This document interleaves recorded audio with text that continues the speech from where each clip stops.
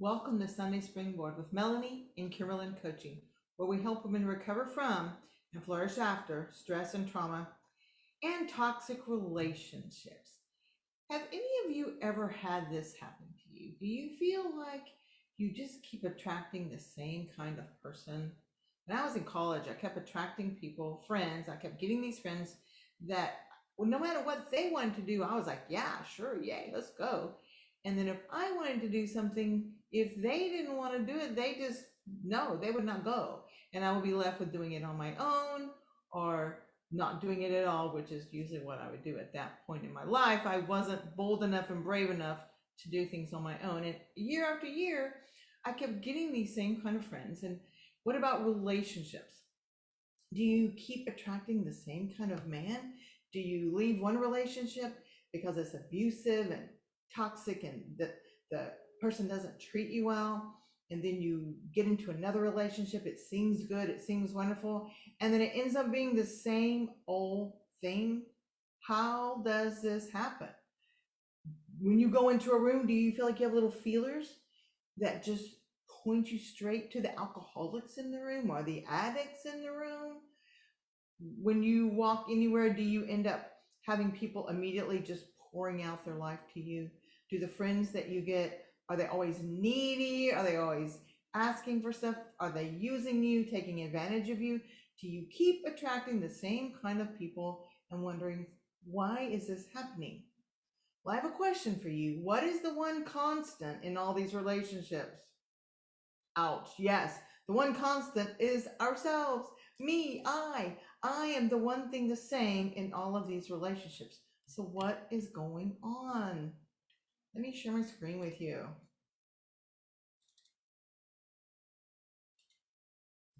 Our premise for today is energy attracts like energy. There is a reason for this, and we've talked about this before. You may have seen this before. Entrainment, remember this word? So entrainment is the process by which two or more systems synchronize. So in our brains, we have mirror neurons. Remember this? Does this sound familiar? And we affect each other. So I'm going to show you some pictures and tell me how you react when you see this picture. When you see that one, what did you do? Did you smile? Well, this one. Did you find yourself frowning? What about this one? Mom and a baby. This is how we learn, and this is how we become socialized.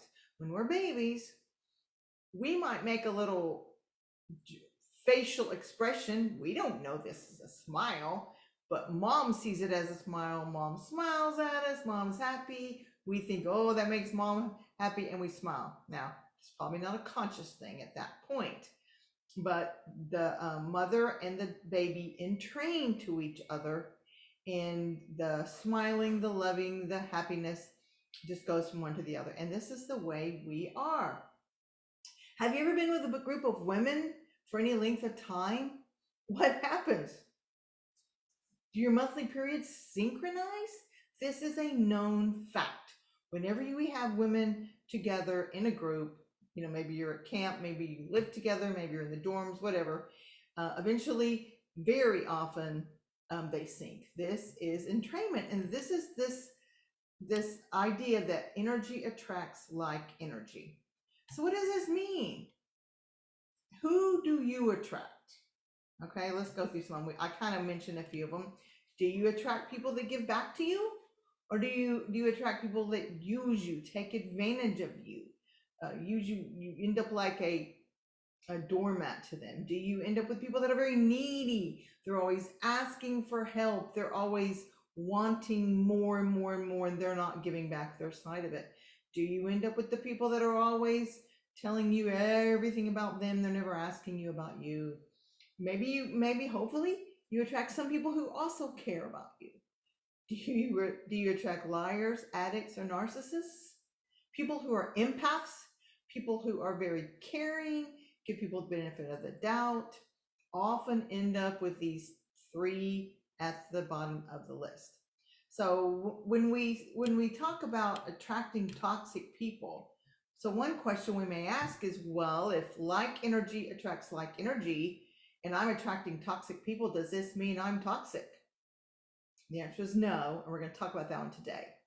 The other question is, if positive energy attracts positive energy and negative energy attracts negative energy, do I need to just be positive all the time? Do I need to fake it? Do I need to act like I'm positive so that I can throw it out into the universe and get it back? No. The answer to that is no also. That one we're going to wait and talk about next week. So today we're just going to talk about, what does this mean that I'm attracting these toxic people? What's going on with that? So there are two kinds of energy matches. One is exact. Like we said, you throw out positive energy, you get it. You think about, I know you felt this. You walk into a room and you feel the vibes, right? People are being happy, you feel happy vibes. People are being angry and sad or distant, you feel those vibes. We call them vibes, but it's energy. Everything is created out of energy. And so it all sounds a little woo-woo, but it's really not. It's really scientific. So there is an exact energy match. So there are some times when you, like if you smile at someone, they're probably going to smile back unless something is going on. When you are grumpy towards someone, they're probably going to be grumpy at you, and the opposite way. When someone's angry at you, you tend to feel angry toward them. And so this is exact, but there's also something called a complementary match. This is where people complement each other, like say, like I said, an empath. So an empath is just so in tune to other people and to their emotions, and if you don't have help, you may possibly take those emotions on to be your own. So an empath that is not in recovery from it, and being an empath is good. You just have to be able to take care of yourself and understand what's going on with you. Understand when the emotions that you're feeling are your emotions or someone else's emotions. But because you have this kindness, this compassion, you give people the benefit of the doubt, you let people, you forgive people easily, you're just kind and loving, you can attract people who will take advantage of that. I attracted liars. Some of you may attract addicts, and very often empaths attract narcissists. What do we do about this? Well, we're going to actually talk about that next week. We're going to give you some practical principles to try to keep from attracting these toxic people. But just know today, what I want you to do today is I just want you to start noticing the people that you're attracting and notice which kind it is. So some more of the complementary might be, maybe you're a person, maybe you're very insecure. You don't feel good about making decisions. You're used to people telling you what to do in your life.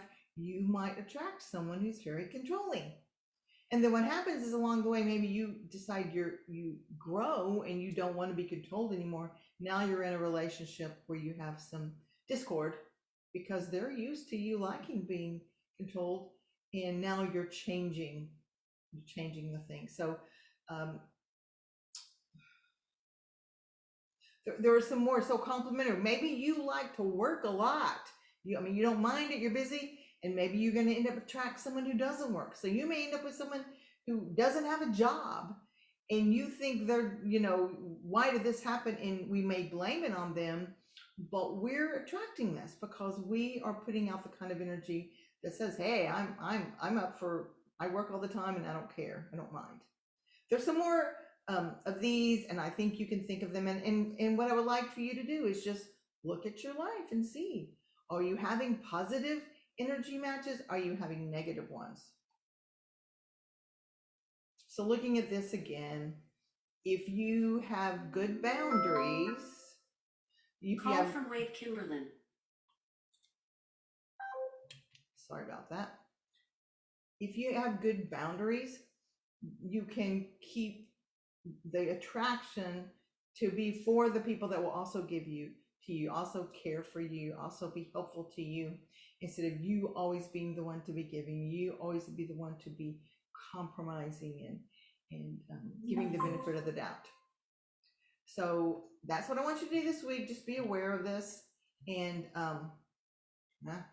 become aware. Next week we'll talk some more. We'll give you some more practical methods to try to keep you from attracting these kind of people. And yeah, that's what we'll do next week. So see you later. Bye bye.